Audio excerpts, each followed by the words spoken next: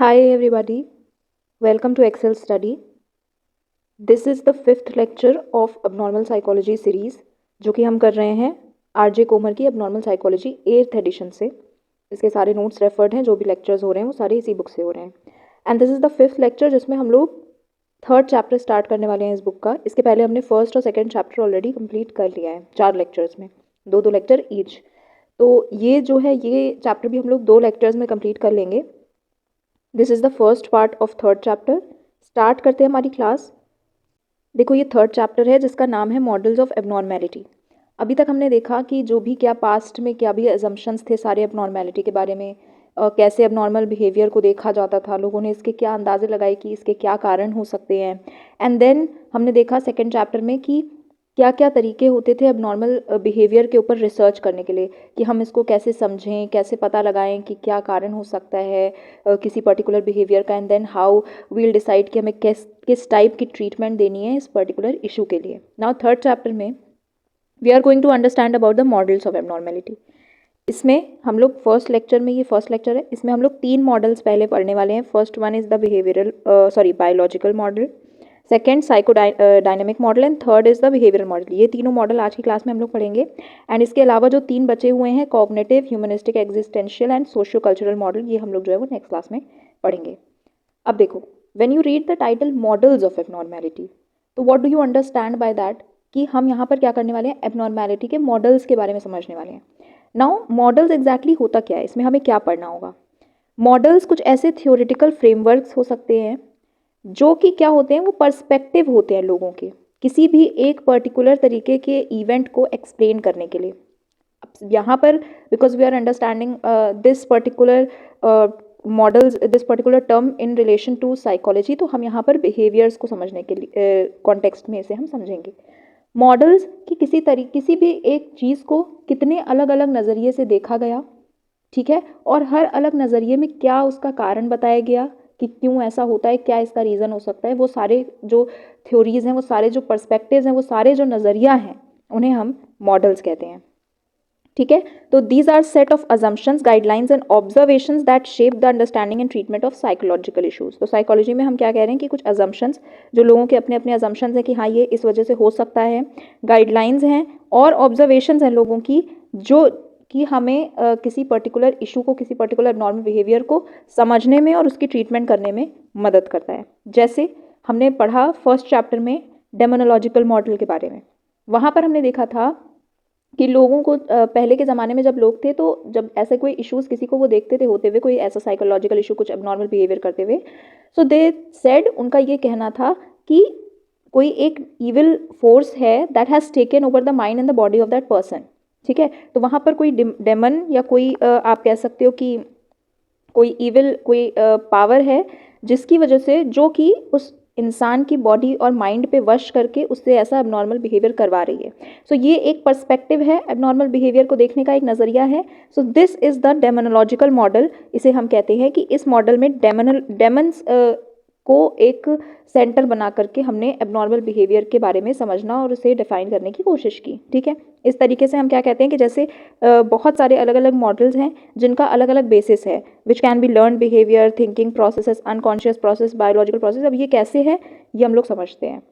तो जो actually डेमोनोलॉजिकल model तो एक एग्जाम्पल था which was not as accepted, but कुछ जो मेन हमारे मॉडल्स आए जिनका जो भी कहना था वो थोड़ा सा एक्चुअली रेलिवेंट था, उनके बारे में हमें पढ़ना है. और ऐसे जो हैं वो 6 मॉडल्स आए.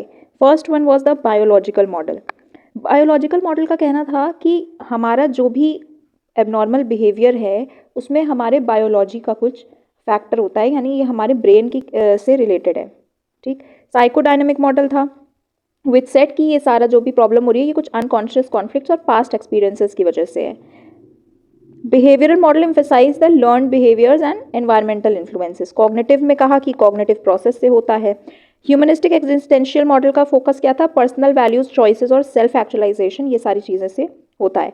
और सोशियो कल्चरल मॉडल में बताते हैं कि कैसे सोशल और कल्चरल इन्फ्लुएंसेस की वजह से किसी पर्टिकुलर ह्यूमन के बिहेवियर पर अफेक्ट होता है, विच कैन बी नॉर्मल और विच कैन बी अबनॉर्मल. ठीक है, अब ये इतने सारे मॉडल्स आए तो इनमें से कोई भी एक जो है मॉडल सही नहीं है. मतलब कोई भी एक मॉडल वो सारे कारण नहीं कवर कर पाया जिनकी वजह से एक एबनॉर्मल बिहेवियर देखा जा रहा था किसी इंडिविजुअल में, कोई साइकोलॉजिकल इशू पाया जा रहा था किसी में, ठीक है। यानी कुछ हमने देखा कि कुछ चीज़ें बायोलॉजिकल मॉडल से जस्टिफाई हो रही हैं, कुछ इश्यूज एक्चुअली हमारे ब्रेन में कुछ प्रॉब्लम होने की वजह से हो रहे हैं।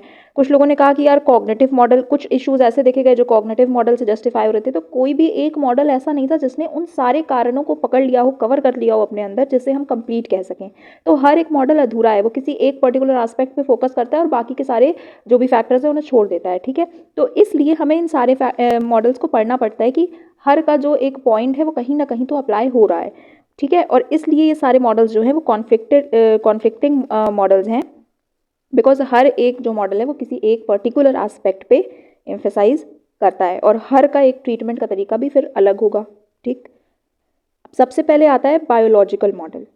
बायोलॉजिकल मॉडल क्या होता है? ये कहता है कि हमारी जो भी एबनॉर्मल बिहेवियर होगा या जो भी साइकोलॉजिकल इशू होगा वो हमारे बायोलॉजी में कुछ इफेक्ट होगा, कुछ प्रॉब्लम होगी जिसकी वजह से होगा। जैसे हम कहते हैं कि किसी को कोई फिजिकल इलनेस होती है, मान लो किसी के पेट में दर्द हो रहा है, तो हमने क्या कहा कि इसके पेट में दर्द हो रहा है, इसका कोई बायोलॉजिकल इशू है। क्या बायोलॉजिकल इशू हो सकता है? कि एसिडिटी हो सकती है। तो एसिडिटी हमारे बायोलॉजी से रिलेटेड है, हमारे बॉडी के अंदर से रिलेटेड है, पार्ट से रिलेटेड है, जो भी हमारी फंक्शनिंग है उससे रिलेटेड है। एसिड ज़्यादा सिक्रीट होता है एंड देन एसिडिटी की इशू होती है और उसकी वजह से स्टमक एक होता है, ठीक। उसी तरीके से जब किसी को कोई साइकोलॉजिकल इशू होता है, यानी किसी को मेंटल इलनेस होती है किसी भी तरीके की, तो भी हम कहते हैं कि ये हमारे बायोलॉजी में, और ये मेंटल इलनेस कहाँ से रिलेटेड है, कौन से पार्ट से रिलेटेड है? हमारे ब्रेन से रिलेटेड है। तो इसका मतलब कि हमारे ब्रेन में ही कोई ऐसा फिजिकल इशू, मतलब फिजिकल इशू समझ रहे हो, मतलब जो हमारे ब्रेन की बायोलॉजी से रिलेटेड हो, ठीक है, वो हम कारण बता रहे हैं कि इसी की वजह से जो भी साइकोलॉजिकल इशू है वो हो रहा है, ठीक है। अब ये क्या क्या फैक्टर्स हो सकते हैं, ऐसे कौन से फिजियोलॉजिकल फैक्टर्स हो सकते हैं जिनकी वजह से ऐसा हो सकता है? हमारे जेनेटिक्स में कोई इशू हो सकता है, हमारी बायोलॉजी में हमारे जीन्स आते हैं, हमारे ब्रेन की केमिस्ट्री में कोई इशू हो सकता है, न्यूरोट्रांसमीटर्स में कोई इशू हो सकता है, और ब्रेन के स्ट्रक्चर में भी कोई इशू आ सकता है। और इन सारे कारणों की वजह से ही क्या हो रहा है, ऐसा कोई साइकोलॉजिकल इशू कोई ह्यूमन फेस कर रहा है। ऐसा किसका कहना था? बायोलॉजिकल मॉडल का कहना था, ठीक है। जिससे हम देख रहे हैं क्या, एक इंडिविजुअल का ब्रेन है, उसमें बहुत सारे अलग अलग पार्ट्स हैं, ठीक है। अब इन सारे अलग अलग पार्ट्स का कुछ पर्टिकुलर फंक्शन है। जब इनकी फंक्शनिंग में कोई प्रॉब्लम आ जाती है, जब ये ठीक तरीके से फंक्शन नहीं कर पाते हैं, हमने कहा, तब जो है वो ऐसा हम देखते हैं कि कोई इशू होता है। अब ये कैसे होता है? हमारा जो ब्रेन है वो इतने सारे न्यूरॉन्स से बना हुआ है। हमने पढ़ा है ये बायोलॉजी में कि हमारे ब्रेन में बहुत सारे न्यूरॉन्स पाए जाते हैं, और ये न्यूरॉन्स क्या काम करते हैं? जो भी इम्पल्सेस होती हैं, जो भी एक्शन हम कर रहे हैं, जो भी हम रिस्पॉन्सेज दे रहे हैं, जो भी हम बिहेवियर कर रहे हैं, वो सारे जो सेंसेस होती हैं उनको ब्रेन तक पहुंचाना, ब्रेन से मैसेज हमारे ऑर्गन्स तक पहुंचाना, ये इन्फॉर्मेशन का पूरा जो ट्रैवल होता है, पूरा जर्नी होता है, वो सारे न्यूरॉन्स के थ्रू होता है, ठीक है। अब ये न्यूरॉन्स जो है वो हमारे बॉडी में बहुत सारे हैं, 100 बिलियन न्यूरॉन्स हैं, ठीक है, इतने ज़्यादा, ठीक है। और बहुत सारे एक ग्लायल सेल्स हैं जो कि क्या करती हैं, न्यूरॉन को फंक्शन करने में सपोर्ट करती हैं। हमने देखा बॉडी के बहुत सारे अलग अलग पार्ट्स हैं। हमने देखा कि अगर इनमें से एक भी न्यूरॉन इधर उधर होता है, कोई भी एक न्यूरॉन ढंग से काम नहीं करता, कोई भी एक सेल जो है वो ढंग से काम नहीं करेगी, तो पूरी की पूरी जो फंक्शनिंग है ब्रेन की वो डिस्टर्ब हो जाएगी। अब देखो, कॉर्टेक्स हमने पार्ट देखा ब्रेन में क्या होता है। कॉर्टेक्स का काम होता है हायर लेवल फंक्शंस में इन्वॉल्व होता है। ये जैसे जो भी हम सोच रहे हैं, हमारे थॉट्स, परसेप्शन हम बना रहे हैं, डिसीजन मेकिंग हम कर रहे हैं, उन सारे में ये बड़ी बड़ी चीज़ें हैं जो हम एवरीडे लाइफ में हम एक्सपीरियंस करते हैं, तो उसमें हमारा कॉर्टेक्स इन्वॉल्व होता है। कॉर्पस कैलोसम का काम क्या होता है? ये दो सेरेब्रल हेमिस्फीयर्स को ज्वाइन करने में बीच में पाया जाता है, ठीक है। Basal ganglia is a part which is involve in movement planning and control, जो भी हमारी बॉडी मूवमेंट्स हैं, तो अगर इसमें कोई डिस्फंक्शन हुआ तो हमारे मोटर और कॉग्निटिव प्रॉब्लम्स हो सकती है। हमें मोटर मतलब हमें चलने फिरने में प्रॉब्लम्स हो सकती हैं। Hippocampus plays a role in regulating emotions and forming memories, and amygdala की in emotional memory and processing emotions especially fear. तो हमने पढ़ा हुआ है मेमोरी चैप्टर में, अगर आप यहाँ तक आए हो, अगर आप नॉर्मल साइकोलॉजी पढ़ रहे हो तो आपने थोड़ा थोड़ा चीज़ें पढ़ी होंगी, सारे पर्टिकुलर टॉपिक बेसिक्स जो है। तो मेमोरी चैप्टर है, एक मेमोरी टॉपिक है, उसमें हमने पढ़ा है कि हिपोकैम्पस का काम होता है शॉर्ट टर्म मेमोरी को सेव करना, तो ये मेमोरी में काम आता है। और एमिगडाला क्या होता है? वो इमोशंस को प्रोसेस करता है, इमोशंस को समझने में मदद करता है। अगर इनमें से किसी भी एक पर्टिकुलर पार्ट में भी इशू हो गया तो हमारे ब्रेन की पूरी फंक्शनिंग डिस्टर्ब हो जाती है। जैसे इसका एक एग्जाम्पल क्या था? Huntington's disease. इसमें हमने देखा कि एक न्यूरोलॉजिकल डिसऑर्डर है ये, which is caused by the loss of cells in the basal ganglia and cortex. तो हमने देखा कि बेसल गैंग्लिया और कॉर्टेक्स में कोई इशू हो रहा है, कोई एक सेल है जो डैमेज हो रही है या उसका लॉस हो रहा है, जिसकी वजह से एक ऐसा डिजीज़ देखने को मिल रहा है इन विच हम क्या एक्सपीरियंस कर रहे हैं, इमोशनल आउटबर्स्ट, मेमोरी लॉस हो रहा है, सुसाइडल थॉट्स आ रहे हैं इंडिविजुअल को, और involuntary movements and irrational beliefs. तो ये सारे जो भी ये सब डिस्टर्बेंसेस है, ये किसकी वजह से हो रहा है? Because of a slight damage और slight disturbance in the basal ganglia and cortex. तो कोई थोड़ी सी भी दिक्कत होगी ना तो सब कुछ सारा बिहेवियर इधर उधर हो जाता है, ठीक है। अब हमने देखा कि यार सिर्फ यही बायोलॉजी में सिर्फ हमारा ब्रेन का ये सारे पार्ट्स ही नहीं आते हैं, और भी चीज़ें हैं इन्वॉल्व छोटी छोटी। वो क्या है? न्यूरॉन्स। हमने देखा कि ब्रेन बना किन चीज़ से है, किन सेल्स से बना है? न्यूरॉन्स से। अब न्यूरॉन्स में भी तो कुछ इशू हो सकते हैं। वो इशू क्या हो सकता है? हम जानते हैं कि न्यूरॉन्स में जो बहुत सारे न्यूरॉन्स हैं वो एक दूसरे से कैसे कनेक्टेड होते हैं, हमने ये पढ़ रखा है। जैसे अगर मान लो मैंने कहा कि ये एक न्यूरॉन के डेंड्राइट्स हैं, ठीक है, हमने न्यूरॉन का स्ट्रक्चर पढ़ रखा है। ये डेंड्राइट्स क्या करते हैं? जो भी इम्पल्सेस होती हैं उन्हें रिसीव करते हैं, और किसी भी न्यूरॉन के एंड में पाया जाता है ये जो लास्ट सिनेप्टिक क्लेफ्ट्स हम देखते हैं, ये लास्ट में पाए जाते हैं ऐसे, ठीक है। अब इन दोनों के बीच में प्रेजेंट होता है थोड़ा सा स्पेस, थोड़ी स्पेस खाली होती है जहाँ पर एक न्यूरॉन का एंड होता है और दूसरा न्यूरॉन स्टार्ट होता है। इस स्पेस को हम बोलते हैं सिनैप्स, और इस सिनैप्स में पाए जाते हैं कुछ केमिकल्स। जब यहाँ पर एक न्यूरॉन का एंड हो गया और मैसेज जो है, जो भी इम्पल्स है वो अगले न्यूरॉन तक पहुँचाना है, तो बीच में कोई एक मीडियम होना चाहिए ना, जिसके थ्रू होकर ये मैसेजेस मूव करेंगे, ट्रैवल करेंगे, आगे दूसरे न्यूरॉन तक पहुँचेंगे। तो वो जो न्यूरोट्रांसमीटर्स होते हैं, ये जो केमिकल्स होते हैं, इनका काम होता है इम्पल्सेस को दो न्यूरॉन्स के बीच में ट्रांसफ़र करने का, ठीक है। जब इन्हीं न्यूरोट्रांसमीटर्स में कोई इशू पाया जाता है तो भी हम देखते हैं कि कोई साइकोलॉजिकल इशू हो सकता है ह्यूमन को। तो हमने क्या देखा है कि न्यूरॉन्स कैसे कम्युनिकेट करते हैं। एक न्यूरॉन की एंडिंग से दूसरे न्यूरॉन के डेंड्राइट्स कनेक्टेड होते हैं, और इस जगह पे बीच में जो स्पेस होती है, इस सिनैप्स में प्रेजेंट होते हैं कुछ न्यूरोट्रांसमीटर्स। इन न्यूरोट्रांसमीटर्स के कुछ डिसफंक्शनिंग हो सकती है, कुछ प्रॉब्लम हो सकती है, जिसकी वजह से लोगों को कुछ साइकोलॉजिकल इश्यूज फेस करने पड़ सकते हैं। जैसे हमने क्या देखा कि अगर सेरोटोनिन और नॉरेपिनेफ्रिन, ये दो न्यूरोट्रांसमीटर्स के नाम है, अगर इनका सिक्रीशन कम होता है या अगर इनका जो भी वहाँ पर प्रेजेंस है वो कम हो जाती है, तो हम देखते हैं कि लोगों को डिप्रेशन का इशू होने लगता है, या ये ट्रिगर कर सकता है लोगों में डिप्रेशन के इशूज़ को, ठीक है। और फिर लोग गुस्सा, एग्रेसिव हो सकते हैं, एग्रेसिव बिहेवियर शो कर सकते हैं, ठीक है। अच्छा, इसके अलावा न्यूरोट्रांसमीटर्स के अलावा कौन से केमिकल्स हमारे बॉडी में और होते हैं? वो होते हैं हार्मोन्स, जो कि सिक्रीट करते हैं एंडोक्राइन ग्लैंड्स। तो एंडोक्राइन सिस्टम में हमने पढ़ा है कि बहुत सारे ग्लैंड्स प्रेजेंट होते हैं जो कि हमारे ब्लड में कुछ हार्मोन सिक्रीट करते हैं, जो जिन हार्मोन्स का अलग अलग काम होता है, अलग अलग फंक्शन में वो कुछ हेल्प करते हैं। तो हमने देखा है कि अगर हार्मोन्स के सिक्रीशन में या इनके फंक्शनिंग में कोई प्रॉब्लम होती है तो कुछ फिजिकल प्रॉब्लम्स हमने जाननी हुई हैं कि हो सकती हैं। जैसे हम देखते हैं कि थायराइड ग्लैंड्स अगर सही तरीके से काम नहीं कर रही हैं तो लोगों में गॉइटर की प्रॉब्लम पाई जा सकती है, ठीक है। अब उसी तरीके से अगर हमने देखा, एक एग्जाम्पल है कि एड्रिनल ग्लैंड्स जो है वो हार्मोन रिलीज करती हैं जिसका नाम होता है कॉर्टिसोल। अगर ये कॉर्टिसोल का सिक्रीशन सही तरीके से नहीं हो रहा है या ये सही काम नहीं कर रहा है स्ट्रेस के वक्त पे, तो हम देख सकते हैं कि लोगों में कुछ मूड डिसऑर्डर्स या कुछ एंग्जाइटी के डिसऑर्डर्स देखने को मिल सकते हैं। इसका काम होता है स्ट्रेस को बेसिकली मैनेज करना, और अगर ये हार्मोन सही तरीके से सिक्रीट नहीं हो रहा है या ये सही तरीके से काम नहीं कर रहा, तो ये हमारे स्ट्रेस को कंट्रोल नहीं कर पा रहा है, और फिर वो स्ट्रेस क्या होगा, बढ़ते बढ़ते एक बड़ा भयानक रूप ले लेगा, जहाँ पर हमें एंग्जाइटी की प्रॉब्लम हो सकती है, मूड डिसऑर्डर्स भी कुछ हमें देखने को मिल सकते हैं।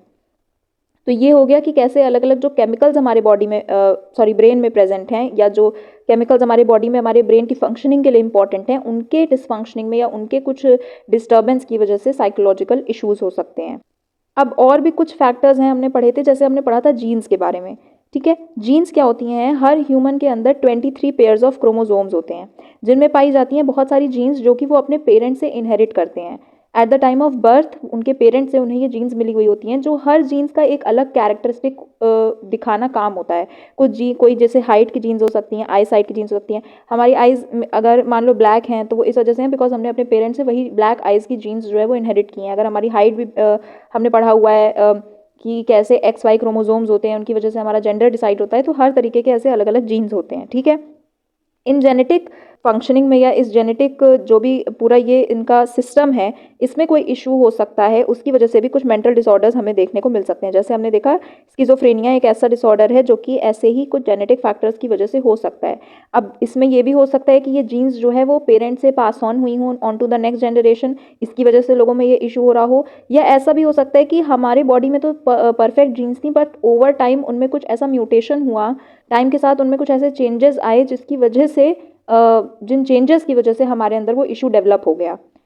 इवोल्यूशनरी थ्योरी क्या कहती है, that genes contributing to mental traits such as fear helped our ancestors survive. Those who were more adept at fleeing danger or responding to threats were more likely to survive and pass on their genes। इसका मतलब क्या है कि कुछ ऐसे factors हो सकते हैं, कुछ ऐसी जीन्स हो सकती हैं जो ऐसी कैरेक्टरिस्टिक्स बेसिकली हमारे अंदर डेवलप करती हैं जो पहले के ज़माने में हो सकता है कि सही थी, तो इसलिए उस वक्त पे उनके अंदर वो जीन्स पाई गई। बट अगर वो जीन्स उस वक्त पे सही थी और आज भी अगर मान लो ऑन टू जनरेशन्स वो जीन्स पास होते होते आज की जनरेशन में पाई जा रही है एक पर्टिकुलर इंडिविजुअल में, तो उसका बिहेवियर लोगों को अबनॉर्मल लग सकता है। वाई? क्योंकि वो नॉर्म्स के हिसाब से नहीं है। आज के कंडीशन में जो भी एक नॉर्मल बिहेवियर एक इंडिविजुअल का देखा जाता है उससे अलग हो रहा है, उससे डेविएट हो रहा है वो बिहेवियर, तो उसे हम एबनॉर्मल बिहेवियर कह सकते हैं। बट ऐसा इसलिए हुआ क्योंकि वो जीन्स उस वक्त पे ज़रूरत थी सर्वाइवल के लिए लोगों को। वैसे जैसे हम क्या कह रहे हैं, जब हमारे एंसेस्टर्स जो थे वो जंगली इलाकों में रहते थे तो उनके लिए सोशल ग्रुप से थोड़ा दूर रहना, लो प्रोफाइल रखना अपने आप को, ये ज़्यादा सेफ था। ठीक है, खास करके जब प्रीडेटर्स का रिस्क हो जहाँ पर, तो वो लोग ज़्यादा थोड़ा शाय रहें, थोड़ा कटे रहें, थोड़ा सोशल ना रहें भी, तो भी ये चलता था क्योंकि ये ज़रूरी था उन लोग के लिए। तो जो लोग नेचुरली शाय होते थे उनका लाइफ में कुछ मतलब रिस्क फैक्टर्स को अवॉइड करने की उनके अंदर कुछ टेंडेंसी होती थी जो किसी स्पेसिफिक टाइम पे उनके सर्वाइवल में मदद करती थी उनकी। तो सर्वाइवल के लिए वो बिहेवियर, वो तरीके का जो भी उनके अंदर जीन्स थी वो इंपॉर्टेंट थी। बट आज के टाइम में अगर हम देखते हैं तो वही जीन्स जो हैं वो अब नॉर्मल लगने लगती हैं। फॉर एग्जाम्पल हमने ASD के इशू के बारे में पढ़ा है। ASD होती है, क्या होता है, ये एक प्रॉब्लम होती है which is known as autism spectrum disorder. क्या? Autism spectrum disorder. अब इसमें क्या इशू होता है, लोगों को सोशल इंटरेक्शंस करने में या सोशल कम्युनिकेशन लोगों से करने में इसमें कुछ इश्यूज फेस करते हैं वो। ठीक है, ये हुआ है इवोल्यूशन के थ्रू, ये इवोल्यूशन से हुआ है, यानी पहले जो जीन्स थी वो नॉर्मल थी, तो लोगों को जब ऐसे पर्टिकुलर बिहेवियर की ज़रूरत पड़ी अपने सर्वाइवल में तो वो जीन्स में चेंजेस आए और लोगों के अंदर ये पर्टिकुलर बिहेवियर आया जहाँ पर वो सोशल इंटरेक्शन से दूर रहते थे। जैसे मैंने अभी एग्जांपल दिया एंसेस्टर्स का हमारे। ठीक है, तो लेकिन जब वही चीज़, वही बिहेवियर एक एबनॉर्मल बिहेवियर में बदल गया तो उसे हमने एक डिसऑर्डर का नाम दे दिया which is known as autism spectrum disorder. तो पहले तो ये बिहेवियर नॉर्मल था बट बाद में धीरे धीरे ये एक डिसऑर्डर का एक एबनॉर्मल बिहेवियर हो गया क्योंकि जीन्स ने ऐसे म्यूटेट किया। तो जेनेटिक फैक्टर्स भी हो सकते हैं जो कि जीन्स हमारे अंदर नेचुरल सिलेक्शन की वजह से, हमारे अंदर भी कुछ जीन्स पहले हम मान लो नॉर्मल थे, हमारे अंदर कोई ज़रूरत पड़ी तो जीन्स में कुछ चेंज आया, अब वो बिहेवियर अब नॉर्मल हो रहा है। या ऑन टू जनरेशंस भी ये जीन्स ऐसे पास होकर के देखी जा सकती हैं किसी के अंदर abnormal behaviour. Next biological factor क्या हो सकता है, कुछ वायरल इन्फेक्शंस हो सकते हैं, यानी कुछ वायरस हमारे बॉडी में आ सकते हैं जिनकी वजह से कुछ मेंटल इश्यूज देखने को मिलते हैं।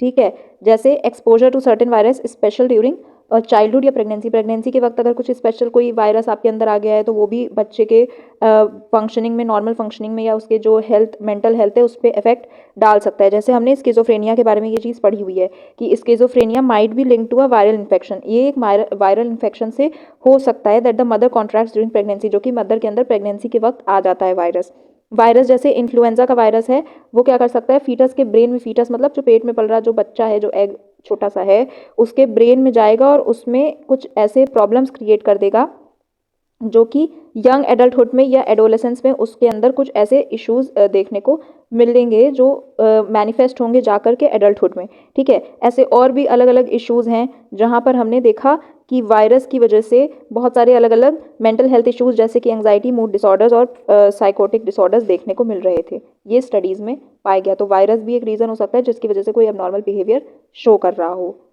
ये हो गए जो भी फैक्टर्स हो सकते थे। क्या क्या फैक्टर्स हो सकते थे, हमारे ब्रेन के फिजिकल जो भी ऑर्गन में, पार्ट्स में कुछ डिस्टर्बेंस हो सकती थी और हमारे न्यूरॉन के फंक्शनिंग में न्यूरोट्रांसमीटर्स, केमिकल में क्या दिक्कत है, एक न्यूरोट्रांसमीटर केमिकल होता है और एक हार्मोन जो है केमिकल होते हैं, उनमें इशू हो सकता है। इवोल्यूशन की वजह से जेनेटिक फैक्टर्स हो सकते हैं और वायरल इन्फेक्शंस की वजह से भी हो सकता है। तो ये सारे हो गए आपके बायोलॉजिकल मॉडल में जो लोगों ने बताया कि बायोलॉजी में क्या क्या अलग अलग फैक्टर्स हो सकते हैं जिसकी वजह से people suffer these psychological issues. Now treatments अब इनके लिए क्या क्या आई। Biological practitioners look for clues like family history. वो लोग फैमिली हिस्ट्री के बारे में पता करते हैं कि कहीं ऐसा तो नहीं कि कोई जेनेटिक फैक्टर इन्वॉल्व हो। अगर फैमिली में पास्ट में कोई ऐसे लोगों के अंदर ये ऐसी कोई प्रॉब्लम रही हो तो लोगों के उनके मतलब नेक्स्ट जनरेशन में भी वो प्रॉब्लम आ गई हो, ठीक है।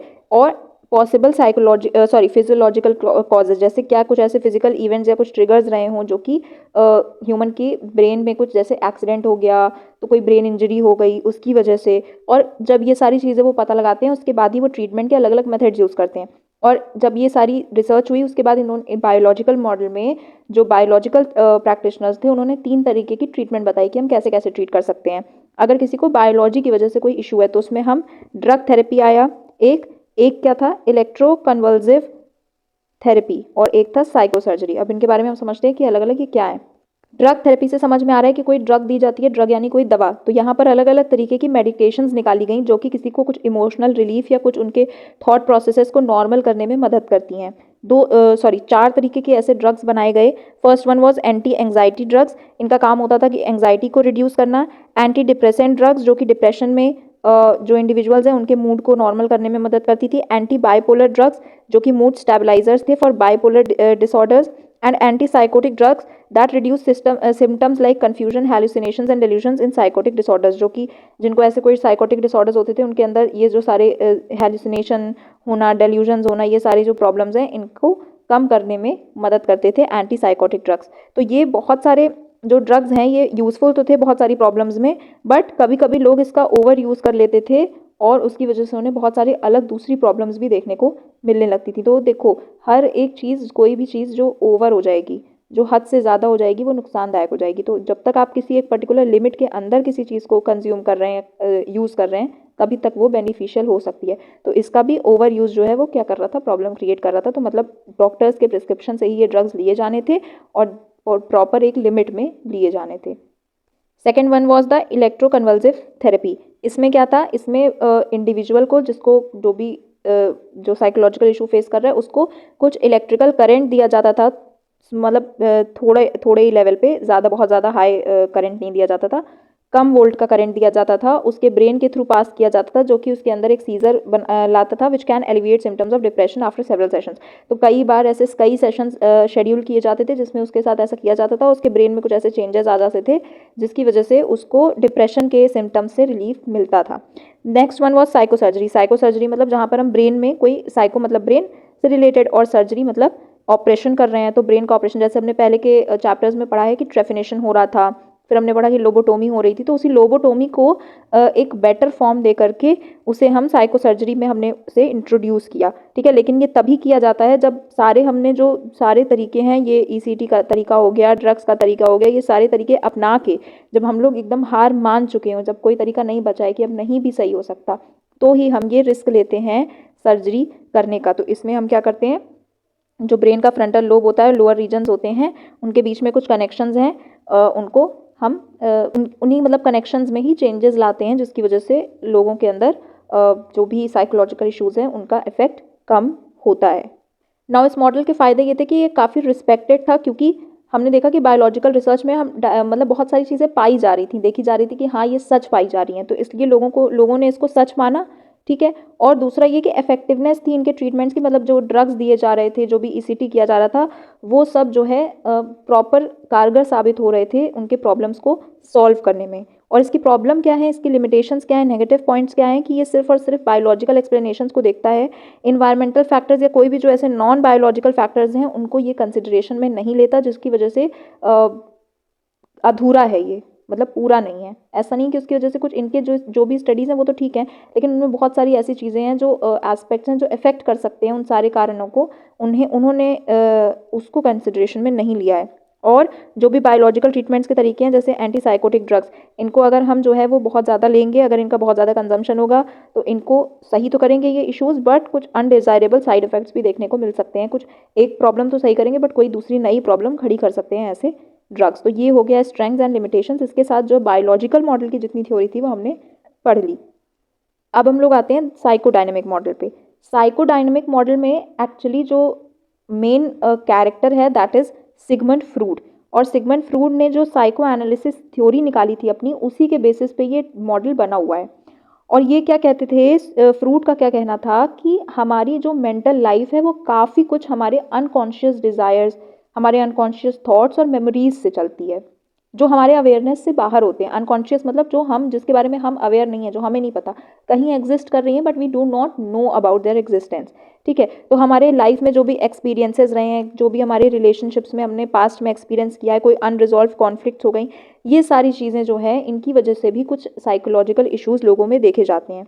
तो इनका क्या था, फ्रूड ने अपने कलीग्स के साथ मिलकर के इन्होंने पूरा जो ये अनकॉन्शियस थॉट्स का, जो भी ऐसी रिप्रेस्ड मेमोरीज, जो भी चाइल्डहुड एक्सपीरियंस किसी के होते हैं, जो भी पास्ट में चीज़ें हुई हैं, क्या कहीं कुछ रह ना गया हो अनरिजॉल्व, तो उन सारी चीज़ों के बारे में स्टडी करके अपना ये पूरा साइकोडायनेमिक मॉडल दिया। और ये साइकोडायनेमिक मॉडल बेस्ड है साइको एनालिसिस की, जो इन्होंने थेरेपी का सिस्टम दिया था साइको एनालिसिस का, जहाँ पर ये क्या कहते हैं, इनका साइको एनालिसिस का जो मेन गोल होता है वो होता है अनकॉन्शियस माइंड को कॉन्शियस बनाना। यानी जो चीज़ें हम नहीं जानते हैं, जो हमारे अवेयरनेस में नहीं है बट एग्जिस्ट कर रही हैं हमारे माइंड में कहीं, उन्हें हमारे कॉन्शियस माइंड में लाना, सो दैट जो हमारे हिडन थॉट्स हैं, जो भी, उन्हें हम समझ सकें और उनसे हम डील कर सकें कि वो छुप के कहीं अंदर ही अंदर हमें कोई नुकसान तो नहीं पहुंचा रही हैं। तो अगर हम उनके बारे में जानेंगे तभी तो हम उनसे डील कर पाएंगे। तो यही है पूरा जो है वो कॉन्सेप्ट इनका, जो भी साइकोडायनेमिक मॉडल का जो भी बेसिक जो भी फाउंडेशन है वो यही है कि इनकी जो साइको एनालिसिस थ्योरी थी उसके बेसिस पे इन्होंने ट्रीटमेंट करने का सारे मेथड बताए। अब इन्होंने क्या कहा कि जो भी ये अनकॉन्शियस माइंड है, जहाँ पर हमारे ये सारे थॉट्स, जो अनकॉन्शियस डिज़ायर्स हैं, ये सारी एग्जिस्ट करती हैं, उसके 3 कॉम्पोनेंट्स होते हैं। क्या होते हैं वो 3 components? Id, ego and super ego. Now what are these? Id होती है जहाँ पर ये सारे इंस्टिंक्चुअल नीड्स, ड्राइव्स और इम्पल्सेस एग्जिस्ट करती हैं, जहाँ पर जिस पार्ट में ये सारे जो भी डिज़ायर्स हैं, लोगों की जो भी चाहते हैं, जो वो चाहते हैं कि ये काम हो which will give them pleasure, pleasure principal पे काम करता है आईडी, मतलब कि जो ऐसी कोई उनकी चाहत जो पूरी हो और उन्हें उससे प्लेजर मिले, तो वो सारी चाहतें कहाँ एग्जिस्ट करती हैं? हमारे आईडी में एग्जिस्ट करती हैं। ठीक है, नेक्स्ट होता है ईगो। ईगो क्या करता है? ईगो में जो भी डिज़ायर्स हमारे आईडी के अंदर आ रही हैं, या आईडी हमारा जो भी उसके अंदर डिज़ायर्स हैं जन्म ले रही हैं, उनको चेक करने का काम करता है ईगो कि रियल वर्ल्ड के हिसाब से क्या ये सही भी है या गलत है। तो ये रियलिटी प्रिंसिपल पे काम करता है। और अगर कोई डिज़ायर जो है वो सही नहीं है, हमारी कोई डिज़ायर अगर गलत है, तो ये डिफेंस मैकेनिज्म्स यूज़ करता है। डिफेंस मैकेनिज्म्स होते हैं कुछ जिनके थ्रू, जिनका इस्तेमाल करके क्या करता है, हमारे उन गलत डिज़ायर्स को, रॉन्ग डिज़ायर्स को दबाने का काम करता है, या उन्हें ख़त्म करने का, उन्हें मतलब ना हम वो काम करें, उससे बचाने के लिए डिफेंस मैकेनिज्म्स का यूज़ करते हैं, जैसे रिप्रेशन।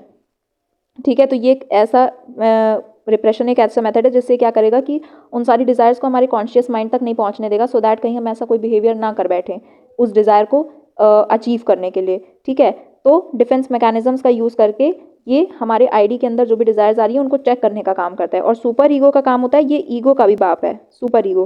तो ये क्या करता है, और ज़्यादा उसमें क्या करता है, भाई तुम चेक कर रहे हो, ईगो तो चेक कर रहा है, ये उसको बताता है कि क्या सोसाइटल जो भी हमारी जो भी वैल्यूज़ हैं, हमारे जो भी मॉरल वैल्यूज़ हैं, जो भी प्रिंसिपल्स हैं, जो सोसाइटी के हिसाब से सही हैं, जो अगर हम गलत काम करेंगे तो हमें गिल्ट की फीलिंग देगा, और अगर हम सही काम करेंगे तो हमें प्राइड की फीलिंग देगा। तो उसके बेसिस पे जो है वो ये ईगो को बताता भी है कि क्या सही है और क्या गलत है, और जो भी हमने अपने सोसाइटी से, अपने पेरेंट्स से वैल्यूज सीखी हैं, उनको इंश्योर करते हुए हमारे अनकॉन्शियस माइंड में क्या डिज़ायर्स आ रही हैं उनको कॉन्शियस तक भेजता है या ख़त्म करता है। ठीक है, इन्हीं तीनों के बैलेंस से काम करता है किसी भी इंडिविजुअल का जो माइंड होता है, जो अनकॉन्शियस माइंड होता है। और जब इनके बैलेंस में कोई इशू आ जाता है तो बहुत सारे साइकोलॉजिकल इश्यूज देखने को मिल सकते हैं। हम हेल्दी पर्सनालिटी किसी को कह सकते हैं जहाँ पर इन तीनों का बहुत अच्छा बैलेंस हो, साथ में ये लोग मिलजुल कर काम कर रहे हों। अनहेल्दी पर्सनालिटी, कोई भी अबनॉर्मल बिहेवियर कब होने लगता है, जब ये फोर्सेस सारे कॉन्फ्लिक्ट में आ जाते हैं। जैसे मान लो एक पर्सन है, इसका एग्जाम्पल समझो, कोई ह्यूमन है जो कि ट्रैफिक में फंसा हुआ था, और किसी ने मान लो कुछ भी हो गया ऐसा कि रास्ते में एक्सीडेंट ही हो जाता है, किसी ने ठोकर मार दी गलती से, कुछ भी ऐसा, तो वो क्या कर रहा है, चिल्लाने लग रहा है, गाली देने लग रहा है, कर्स करने लग रहा है, और बहुत ज़्यादा मारपीट करने लगता है। ठीक है, अब यहाँ पर क्या है, इस केस में जो आईडी है, जिसके अंदर कोई डिज़ायर डेवलप होगी, उसकी क्या इंस्टिंक्चुअल, उसकी इंस्टिंक्ट अभी, उसकी अभी के इस वक्त पे मोमेंटरी डिज़ायर क्या है, एग्रेशन, उसको गुस्सा आ रहा है और उसे इमीडिएट ग्रेटिफिकेशन चाहिए कि मैं अपने गुस्से को कैसे खत्म करूं, मारपीट के, गाली देके, चिल्ला के खत्म करते हैं, ठीक है। यहाँ पर ईगो अपना काम नहीं कर पा रहा है। ईगो का काम क्या है, इस सिचुएशन को रेशनलाइज करना, मतलब वहाँ पर उसको कैसे उस सिचुएशन से डील करना है ये बताना, रादर दैन कि ये सारे जो एग्रेशन और ये सब उल्टे सीधे तरीके हैं इनको इस्तेमाल करना, ठीक है। तो वहाँ पर ईगो जो है वो अपना काम नहीं कर पा रहा है और सुपर ईगो भी अपना काम नहीं कर पा रहा, जिसका काम क्या है कि हम ऐसे मॉरल और सोशल वैल्यूज़ को, सोशल रूल्स को अप्लाई करें कि यहाँ पर मतलब पब्लिक में इस तरीके से बिहेव करना कोई सही नहीं है, तो ये मॉरल वैल्यूज़ के अगेंस्ट जा रहा है हमारी। तो हमें हर इंसान के साथ अच्छे से बिहेव करना चाहिए, किसी के साथ मारपीट नहीं करना चाहिए, किसी को कुछ गलत नहीं कहना चाहिए, ये सारे रूल्स जो हैं सुपर ईगो बताता है कि हमें इस सिचुएशन में काम रहना चाहिए इन सारे कारणों की वजह से। तो सुपर ईगो और ईगो अपना काम नहीं कर पा रहे हैं और आईडी यहाँ पे उन्हें ओवर पावर कर रहा है। तो यहाँ पर बैलेंस नहीं बन पा रहा है इन तीनों चीज़ का, जिसकी वजह से ऐसा कुछ एबनॉर्मल बिहेवियर लोगों का देखने को मिल रहा है, विच इज़ व्हाट, जो कि साइकोडायनेमिक मॉडल का बेसिस है कि इन तीनों कंपोनेंट्स की वजह से जो अनकॉन्शियस माइंड में हमारे डिज़ायर्स हैं उनकी कैसे पूर्ति होती है, कैसे नहीं होती है, इन सारे चीज़ कारणों की वजह से ही किसी भी इंडिविजुअल का बिहेवियर एबनॉर्मल कहा जाता है। और एक कारण क्या है इसमें साइकोडायनेमिक मॉडल में, डेवलपमेंटल स्टेजेस, यानी कोई भी इंडिविजुअल जब छोटा बच्चा पैदा होता है तो वो जो उसके लाइफ में अलग अलग स्टेज होते हैं जिनमें कुछ पर्टिकुलर एक ग्रोथ, एक डेवलपमेंट उनके अंदर देखने को मिलती है। अगर वो डेवलपमेंट के वक्त या किसी भी पर्टिकुलर स्टेज के वक्त किसी को कोई इशू आ जाता है या कुछ ऐसी चीज़ें रह जाती हैं जो सही तरीके से सॉल्व नहीं हुई, उनकी कोई भी ऐसी इशू जो रिजॉल्व नहीं हुआ, उनकी कोई डिज़ायर हो सकती है, कुछ भी हो सकता है, तो वहाँ पर फिक्सेशन हो जाती है। यानी वो जो उनकी जो प्रॉब्लम है जो उस वक्त पे नहीं सुनी गई या उसका जो भी असर उनके माइंड में रह गया है वो आगे जाके लाइफ में कहीं कुछ एक गलत तरीके से उनके बॉडी में मैनिफेस्ट होगा, दिखने लगेगा और वहाँ पर कुछ इश्यूज़, उनको साइकोलॉजिकल इश्यूज़ हो जाएंगे। जैसे ओरल स्टेज होता है, ये अलग अलग स्टेजेस हैं, ओरल, एनल, फैलिक, लेटेंसी और जेनिटल, और किसी भी स्टेज में अगर सही तरीके से काम नहीं हो रहा है तो वहाँ पर कुछ भी गलत फंक्शनिंग हो सकती है इंडिविजुअल के अंदर।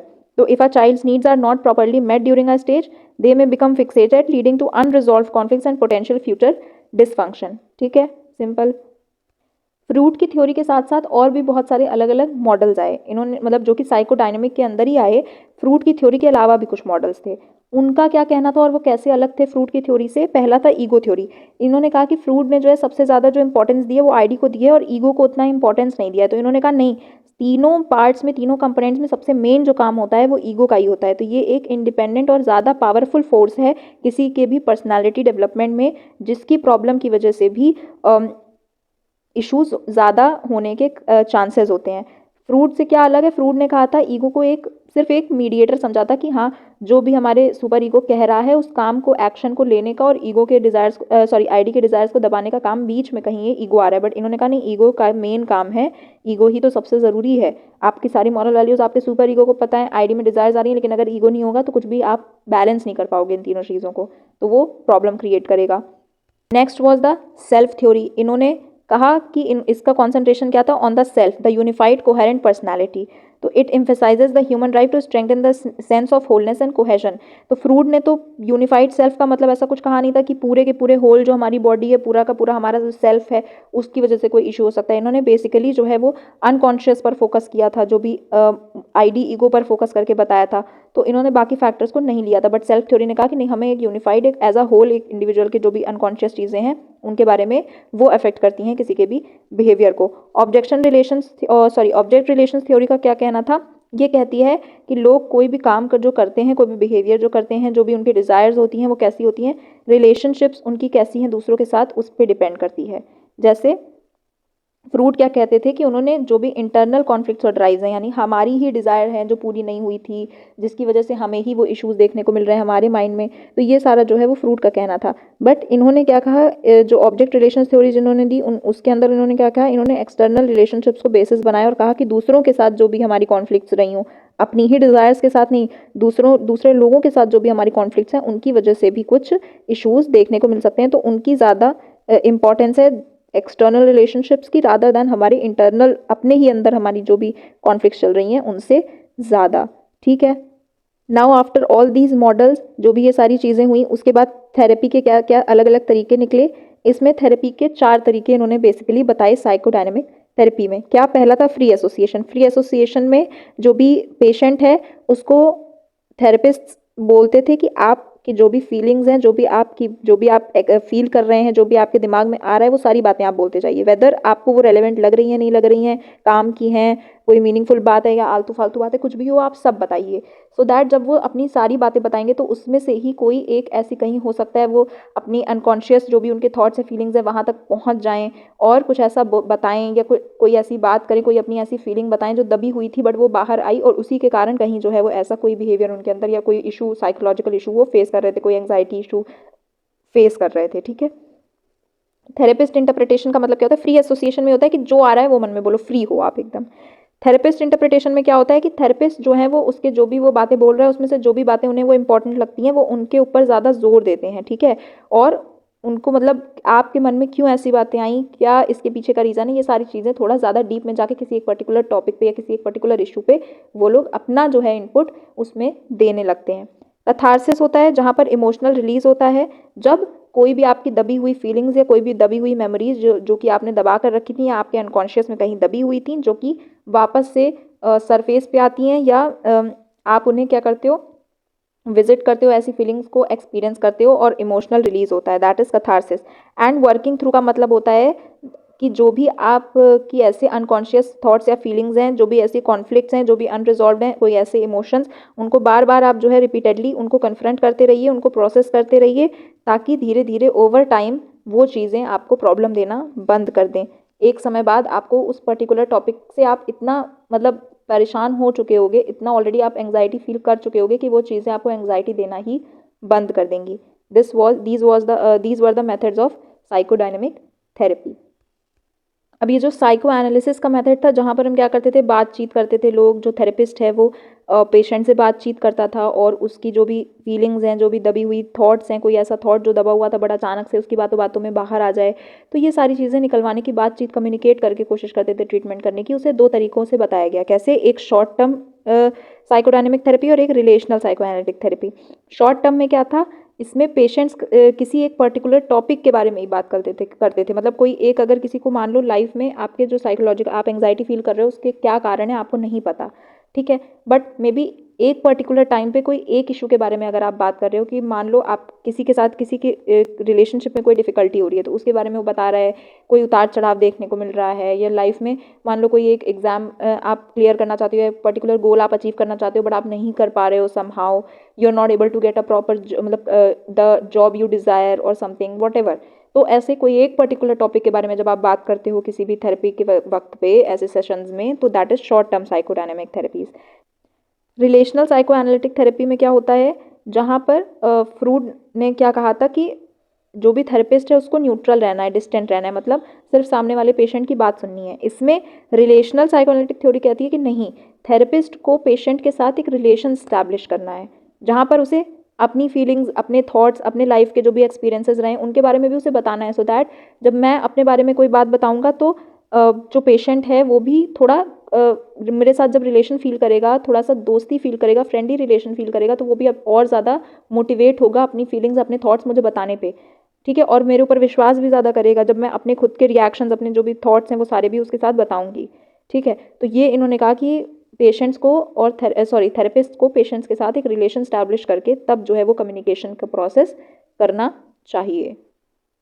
तो इसमें प्रॉपर साइकोडायनेमिक मॉडल में हमने पूरा क्या पढ़ा बेसिकली, कि फ्रूड ने जो है वो कहा कि बायोलॉजिकल मॉडल तो बायोलॉजिकल प्रोसेसेस जो हैं उनसे जो इशू हो सकता है वो ठीक है, हमें उस पर नहीं जाना, हम बेसिकली जो है वो साइकोलॉजिकल कॉजेज़ पे बात करेंगे, बायोलॉजिकल कॉजेज़ पे नहीं बात करेंगे। तो उन्होंने इंट्रोड्यूस किया कि जो एबनॉर्मल फंक्शनिंग है वो कैसे कैसे कुछ अनरिजॉल्व साइकोलॉजिकल कॉन्फ्लिक्ट्स की वजह से हो सकती है, ठीक है, और इसकी वजह से बहुत सारे अलग अलग ट्रीटमेंट की भी थ्योरी आई जो कि साइकोलॉजिकल बेसिस पर थी, ना कि बायोलॉजिकल, जिसमें दवा ववा ये सब नहीं, सिर्फ बात करके साइकोलॉजिकली हम कुछ इश्यूज़ को सॉल्व कर रहे हैं।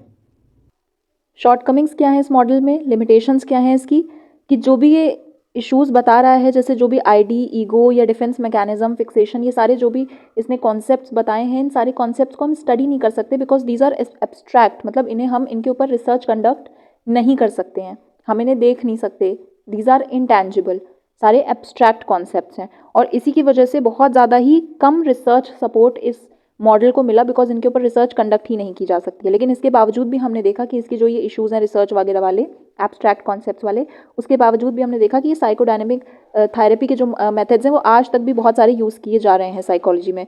आपने देखा होगा काउंसलर्स वगैरह, उनका काम क्या होता है, वो कम्युनिकेट करते हैं, लोगों से इंटरैक्ट करते हैं, जिनको कोई प्रॉब्लम है उनके प्रॉब्लम के बारे में सुनते हैं, बहुत सारे इशूज़ के बारे में, और फिर उनको कुछ सजेशंस देते हैं, कुछ एडवाइस देते हैं।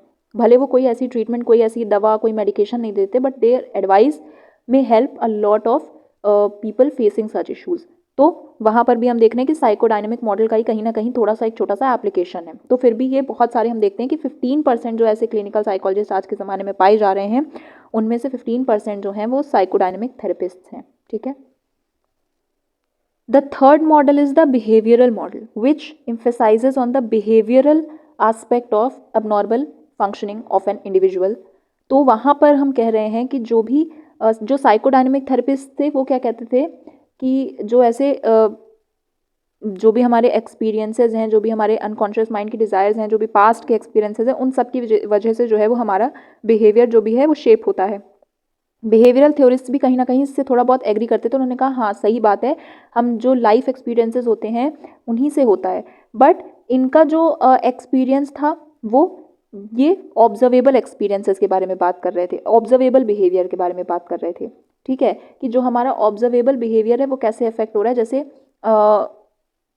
साइकोडायनेमिक मॉडल का बेसिकली था कि जो एंग्जाइटी और डिप्रेशन, जो प्रॉब्लम्स हमारा माइंड झेल रहा है, ठीक है, ब्रेन में हो रहे हैं, माइंड झेल रहा है, वो उन प्रॉब्लम्स के लिए वो लाइफ एक्सपीरियंसेस को रिस्पॉन्सिबल ठहरा रहा था। बट बिहेवियरल मॉडल बेसिकली हमारे जो फिजियोलॉजिकल इशूज़ जो हमें हो सकते हैं, जो हमारे ऑब्जर्वेबल बिहेवियर में जो एबनॉर्मेलिटी आ रही है, उनको जो है वो उनके कारण बता रहा है लाइफ एक्सपीरियंसेस को। तो बिहेवियरल मॉडल का काम ये है, और ये किसके बेसिस पे बताता है, प्रिंसिपल्स ऑफ लर्निंग। ये कहता है जो भी हमारा अबनॉर्मल फंक्शनिंग हो रहा है, जो भी हमारा अबनॉर्मल बिहेवियर हो रहा है, वो हमने कहीं ना कहीं से सीखा हुआ है। जैसे हम नॉर्मल फंक्शन करना सीखते हैं अलग अलग तरीक़ों से, उसी तरीके से हमने जो है वो अब नॉर्मल फंक्शन करना भी कहीं से सीखा है, कहीं से लर्न किया है। और ये किस कारण से हो सकता है हमें गलत ट्रेनिंग ही गलत मिली हो, कोई इम्प्रॉपर ट्रेनिंग हुई हो, या कुछ ऐसा हमारा एक्सपोजर रहा हो हमारी डेवलपमेंट के वक्त पे, जिसको जो चीज़ एक्चुअली हमें तो नहीं ग्रास्प करनी थी बट हमने सीख ली लाइफ में।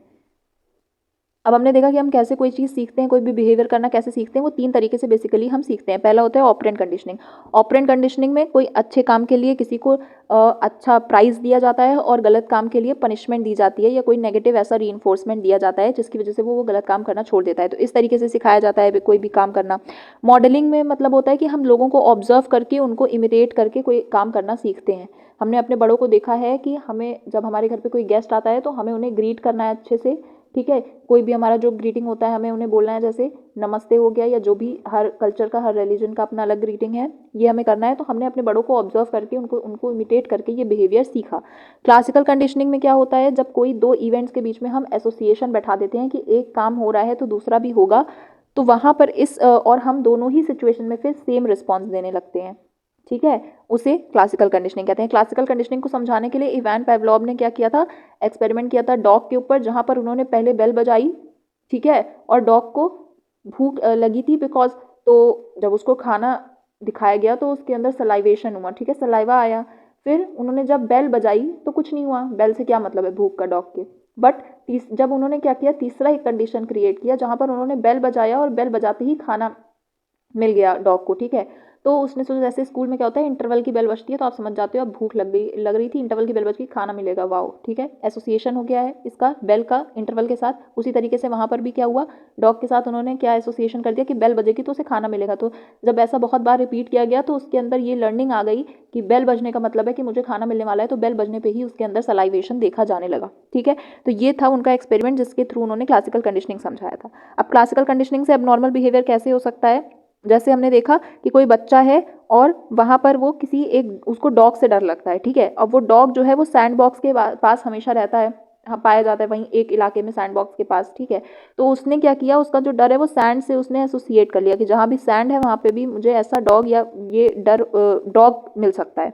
तो ओवर टाइम क्या हुआ, उसके अंदर एक इरेशनल फियर आ गया सैंड को लेकर के, जहाँ पर ऐसा कोई सेटिंग नहीं थी, मतलब किसी और जगह भी अगर वो सैंड देख रहा है तो उसे लगता था यहाँ भी कहीं डॉग ना आ जाए। तो ये हो गया क्लासिकल कंडीशनिंग से कैसे उसके अंदर कोई अबनॉर्मल बिहेवियर, ऐसा उसके साइकोलॉजिकल कोई इशू उसके अंदर देखा जाने लगा, कैसे उसने सीख लिया। अब बिहेवियरल मॉडल इतना सही था। बिहेवियरल मॉडल इसमें कोई इतनी खास बड़ी बात नहीं है, इसमें सिंपल लर्निंग के ऊपर एम्फेसाइज किया गया कि कैसे हम लर्निंग के थ्रू सीख लेते हैं कोई कुछ चीज़ें, कुछ एबनॉर्मल बिहेवियर्स।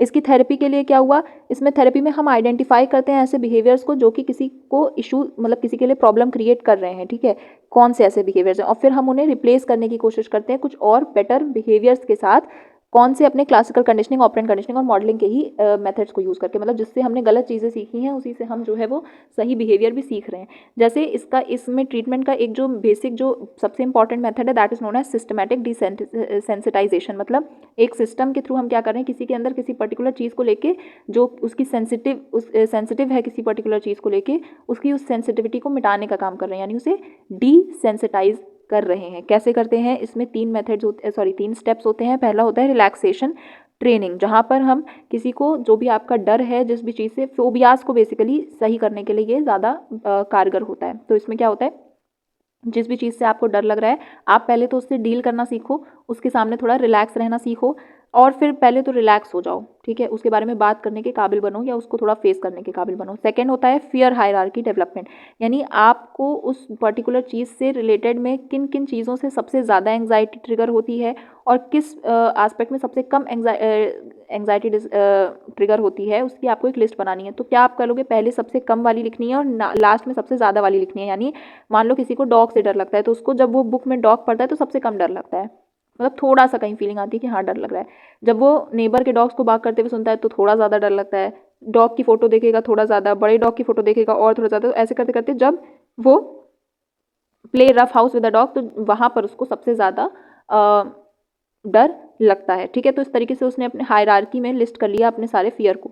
एंड देन क्या होगा, ग्रेजुअल एक्सपोजर, मतलब हम वन बाय वन हर एक चीज़ से उसका एक्सपोजर कराएंगे, हर एक एक्सपीरियंस उसको दिलाएंगे, जब तक दिलाएंगे, कब तक दिलाएंगे, जब तक कि वो हर एक एक्सपीरियंस में नॉर्मल रहना ना सीख जाए, मतलब उसका डर हर सिचुएशन में ख़त्म ना हो जाए, ठीक है। किसी को भी किसी चीज़ का फियर है, मान लो हाइट का फियर है, तो आप उसे बंजी जंपिंग कराओ, तब तक कराओ जब तक कि उसके अंदर का वो डर खत्म ना हो जाए, धीरे धीरे वो डर खत्म हो जाएगा। तो इसी को कहते हैं बिहेवियरल थेरेपी में सिस्टमैटिक डिसेंसिटाइजेशन, जहाँ पर किसी पर्टिकुलर डर से, किसी पर्टिकुलर भी एस्पेक्ट से जिससे आप सेंसिटिव हो, उसके तरफ आपकी जो सेंसिटिविटी है उसे मिटाने का काम किया जाता है ऐसे एक्सपोजर्स के थ्रू, ठीक है। इस मॉडल की क्या अच्छी बात है कि ये काफ़ी ज़्यादा यूज़ किया जाता है।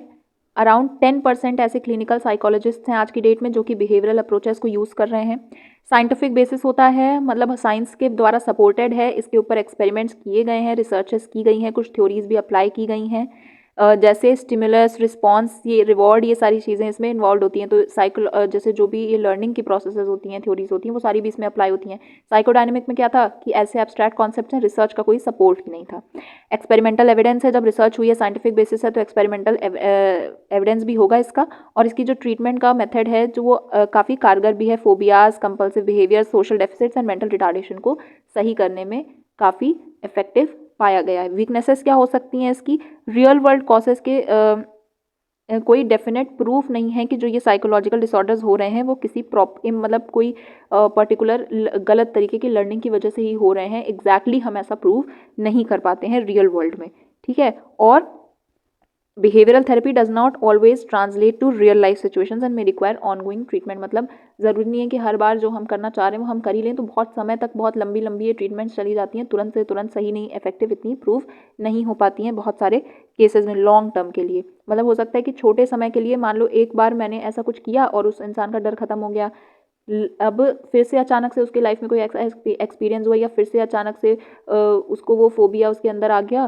तो मुझे फिर से वो सारी प्रोसेस ट्रीटमेंट की करनी पड़ेगी। तो लॉन्ग टर्म के लिए, मतलब एक बार ट्रीटमेंट कर दी और फिर उसके बाद कभी उसको वो इशू ना हो, ऐसा नहीं होता। थोड़े थोड़े समय पे हो सकता है कि वो इशू दोबारा आए, तो बार बार ट्रीटमेंट, ऑनगोइंग ट्रीटमेंट इसकी करनी पड़ सकती है। और ओवरली सिंपलिस्टिक है। क्रिटिक्स क्या कहते हैं, मतलब जो लोग इसको चैलेंज करते हैं इस थ्योरी को, वो कहते हैं कि ये पूरी तरीके से ह्यूमन बिहेवियर इतना कॉम्प्लेक्स है और उसमें तुम सिर्फ एक लर्निंग के प्रोसेस पे सारे उसकी मतलब एबनॉर्मल बिहेवियर, नॉर्मल बिहेवियर को डिफाइन कर दे रहे हो। अरे इतनी सारी और चीज़ें हैं, जैसे बायोलॉजिकल मॉडल में बायोलॉजी बताया गया है, केमिकल, माइंड, ब्रेन, मतलब बिहेवियर, सब कुछ बेकार है। सिर्फ तुम्हारा एक लर्निंग का प्रोसेस पे तुम सारे एबनॉर्मल और नॉर्मल बिहेवियर को डिफाइन कर दोगे, जस्टिफाई कर दोगे, समझा दोगे। तो ये जो है वो इसकी वीकनेस है कि ये बहुत सारे एस्पेक्ट्स को, इंपॉर्टेंट एस्पेक्ट्स को इग्नोर भी करता है। नाउ इसी बिहेवियरल थेरेपी के मेथड्स के बाद जो है इसी के थ्रू कॉग्निटिव मॉडल डेवलप हुआ, which will learn about in the next class. हम लोग कॉग्निटिव मॉडल पे जाएंगे। तो वो कैसे हुआ, एल्बर्ट बंदूरा नाम के एक साइकोलॉजिस्ट थे। उन्होंने कहा कि ये सेल्फ एफिकेसी का भी बहुत इम्पॉर्टेंस है किसी के भी ऐसे अबनॉर्मल बिहेवियर के पीछे। उन्होंने कहा कि जो किसी भी इंडिविजुअल की अपनी जो एबिलिटी है कि पर्टिकुलर बिहेवियर को परफॉर्म करने की, वो करना चाहता है नहीं करना चाहता है, बहुत सारी ऐसे एस्पेक्ट्स हैं, ये सब भी इंपॉर्टेंट होते हैं किसी पर्टिकुलर इंडिविजुअल के बिहेवियर के पीछे। मतलब लर्निंग का मतलब ये नहीं है कि हमें सिखाया जा रहा है तो हम सीख लेंगे, हम सीखना चाहते भी हैं क्या, हमारी क्या वैल्यूज़ हैं, हमारे क्या थॉट्स हैं, हमारी क्या थिंकिंग प्रोसेसेस हैं, हम क्या सोचते हैं किसी पर्टिकुलर बिहेवियर के बारे में, वो हमारी बहुत सारे हमारे थॉट्स हैं, हमारे वैल्यूज़ से इफेक्ट होते हैं। तो ये सारा जो पूरा कॉग्निटिव हमारी प्रोसेसेस हैं और कैसे इनके थ्रू फिर हमारा बिहेवियर शेप होता है, ये सारी चीज़ें जो है वो समझने का काम हमने किया CBT में, यानी कॉग्निटिव बिहेवियरल थेरेपी में, जहाँ पर हमने बिहेवियरल टेक्निक्स को कॉग्निटिव स्ट्रैटेजीज़ के साथ इंटीग्रेट किया, मिलाया और लोगों को, क्लाइंट्स को, पेशेंट्स को मदद किया उनके बिहेवियर्स में चेंज लाने में, और बिहेवियर के साथ साथ जो भी ऐसे डिसफंक्शनल थॉट्स जो हो रहे थे जिसकी वजह से वो बिहेवियर हो सकता था, वो सारे भी चेंज करने में। तो कहीं ना कहीं कॉग्निटिव मॉडल और बिहेवियर मॉडल का आपस में भी एक कनेक्शन है।